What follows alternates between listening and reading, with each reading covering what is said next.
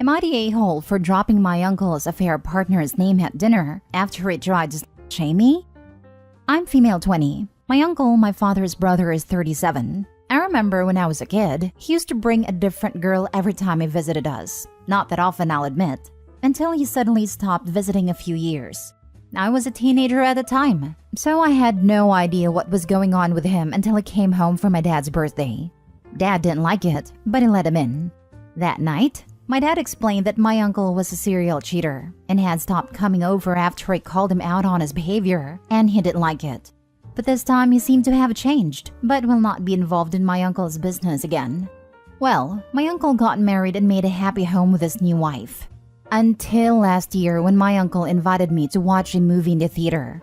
But he wasn't alone. He had a girl with him who wasn't his wife, who we'll call Macy. I was too afraid to ask about it, but he talked to me alone and told me not to tell anyone about her. Except that I told my father. He was disappointed, but told me to mind my own business and that he no longer cared what my uncle did. So on Easter, we had dinner with my family. I brought my boyfriend, male 20. We have been dating for a few months. One thing you should know is that I've dated a girl before. My uncle knows this and makes jokes about it at my expense. He came to dinner with his wife, and during the night he made fun of me. At one point, he looked at my boyfriend and said to him, "You need to ask her for a group activity before she does one without you, mate." I was shocked, and everyone at the table went silent. Even my grandma, who always made snide comments about everything, didn't know what to say. I was embarrassed and annoyed, so I said, "So uncle, how's Macy?" His wife asked, "Who's Macy?" He tried to say, "Nobody, I don't know." But I replied, "But we went to the movies together last year. She looked nice." His wife looked at me like if looks could kill, and she said we're leaving, and they just left like that. Later, my uncle texted me about how immature that was. It was none of my business to get involved, and now he had to factory reset his phone because his wife will not stop asking to see his phone unlocked, and is still bothering him about it. He also found my boyfriend's Instagram and DM'd him, "Dude, control your bitch." I'm pretty offended. He never insulted me before. My father told me that I should have minded my own business because he would never learn, and what I did would not teach him anything. My boyfriend, however, has done nothing but praise me for my pettiness. I'm kinda regretting it because seems like I launched a nuke, and I wasn't ready for the fallout. Am I the a-hole? Now for the top comments. Not the a-hole. That was an awesome move. Next time, uncle should learn how to keep his mouth shut. If his wife asks you about Macy, don't lie.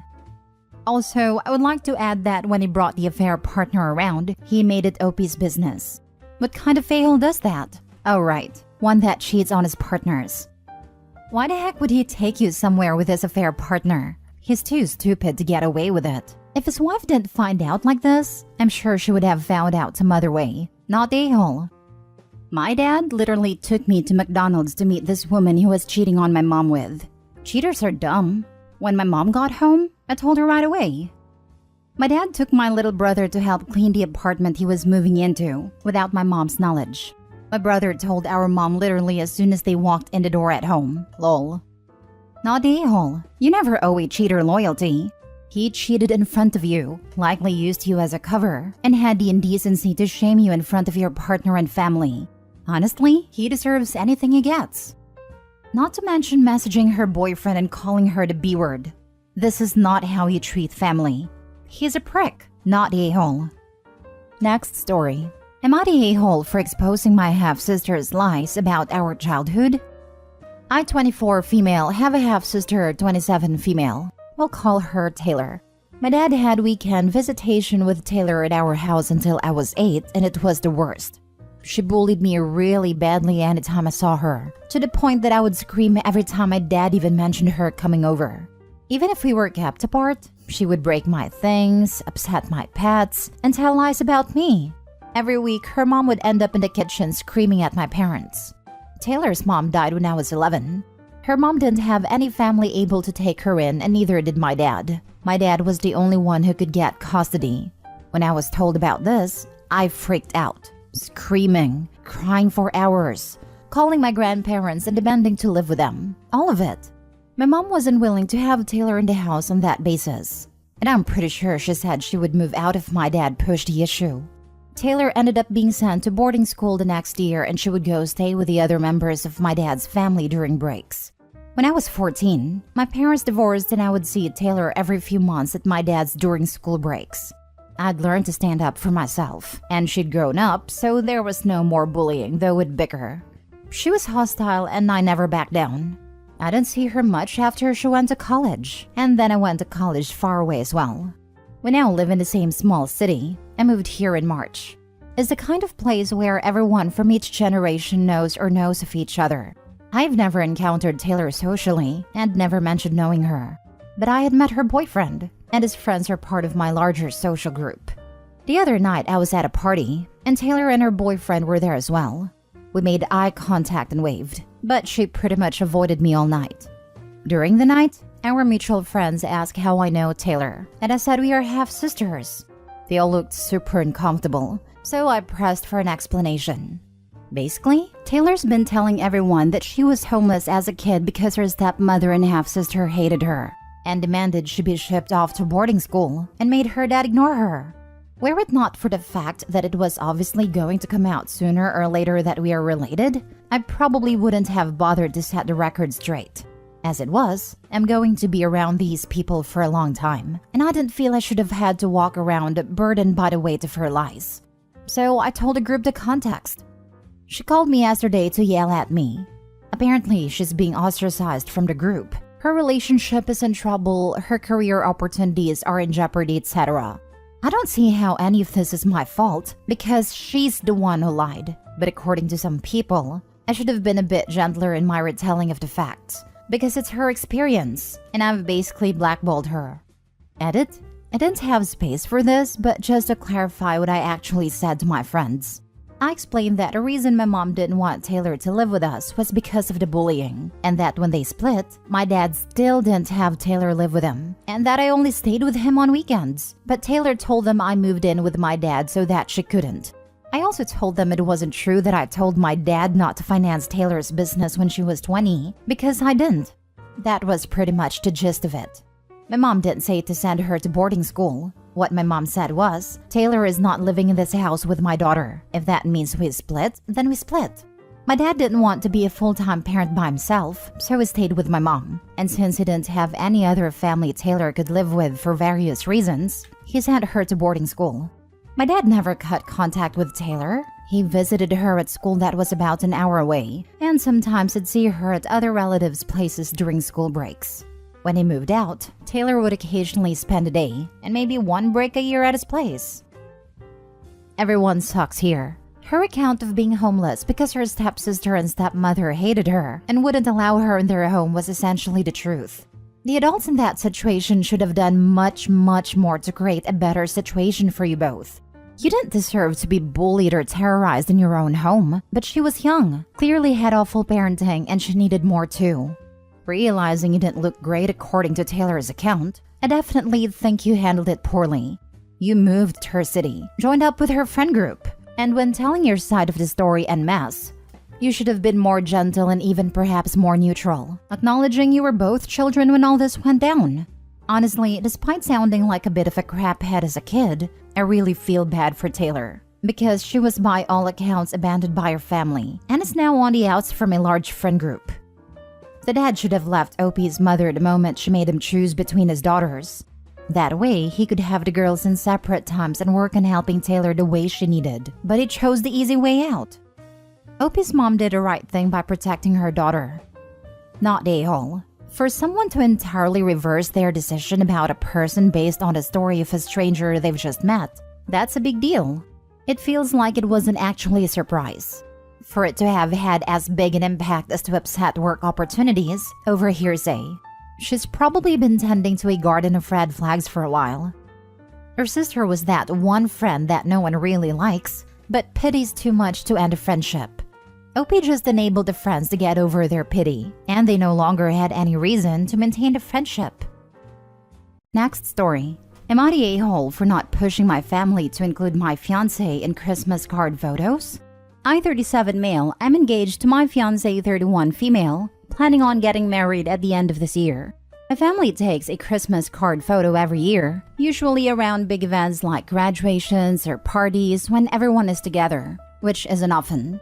Years ago, my mom instituted a not until you married policy to include significant others in photos and applied that rule to my brother when he was dating and engaged to his now wife. My fiancé has had significant issues with this. Last year, when the family took photos shortly after she and I were engaged, she directed many snide comments to me about how excluded she feels. This year, she flatly refused to drive with me to a family graduation, saying how hurt and excluded she felt by this policy. Since we are getting married this year and the card is coming out the year we are getting married. I've tried to explain that this isn't our card. This isn't our right to tell others who can and can't be on their card, and we could always have our own card to start our own tradition. She made several comments around how surprised she is that I haven't stood up for her to my mother, even telling me that she's discussed the issue with others, and they also are surprised that I wouldn't take a stand with my mother on this. She also made a point multiple times to say, "Good, less time to spend in photos with them at the wedding," implying a tit-for-tat response to this policy. I don't really know what to do. Am I the a-hole? Your mother is very wise. Your fiancé is a bit of a main character, isn't she? Wow, and she's already planning retaliation at your wedding? Dude, you may seriously want to rethink things here. These are red flags, and her behaving like an entitled child is going to cause some serious friction now and later. You are not a-hole, but your fiancé definitely is and needs serious help. Edited to Ed, read some of your other posts. OP, you need to run. So many red flags. Just run. To those of you defending the fiancé, check OP's post history. It explains the general reaction, "Oh my god, no, don't do it." Mom's rule may be a bit prescient.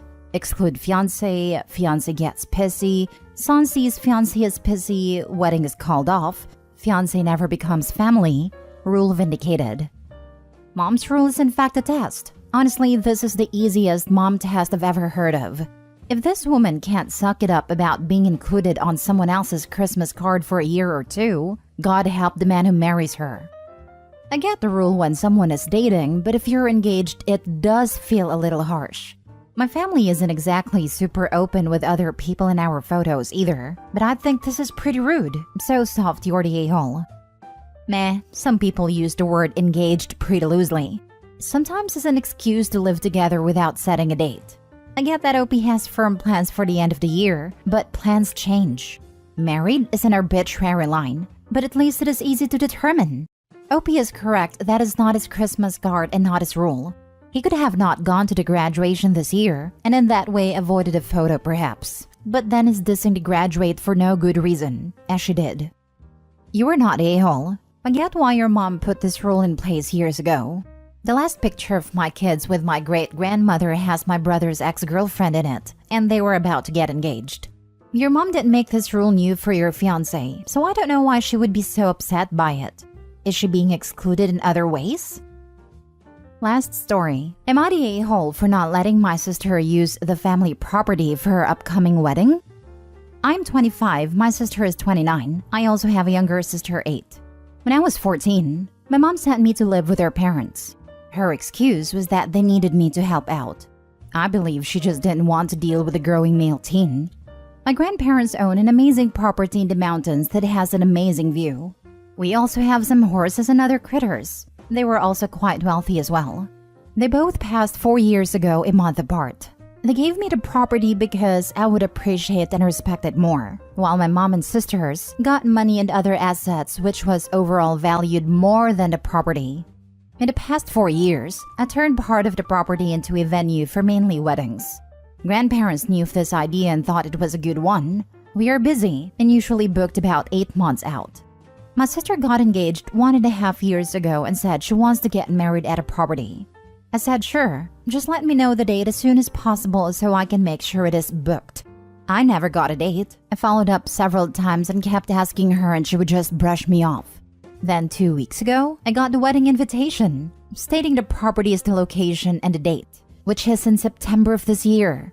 I immediately called her to say that we are booked for that date and can't accommodate her. Well, now her, my mom, other family, her partner's family, as well as other flying monkeys, have been blowing up on me. They're also calling and writing reviews for my business. I asked them to stop and called my sister, telling her that literally all she had to do was tell me when she knew her date so I could block it, and I would take care of everything else. But she went off on how I am ruining her day, that it's our family's property, how she already sent out the invitations and couldn't go back now, that I should just tell the other couple to cancel because family's more important. The couple have been on the books for over a year now, and I actually like them. After the last big blow up, I started communicating strictly through the business, using our recorded line as well as email. I suggested 3 other dates around the same time, but that's not good enough. They just say I'm being resentful and an a-hole.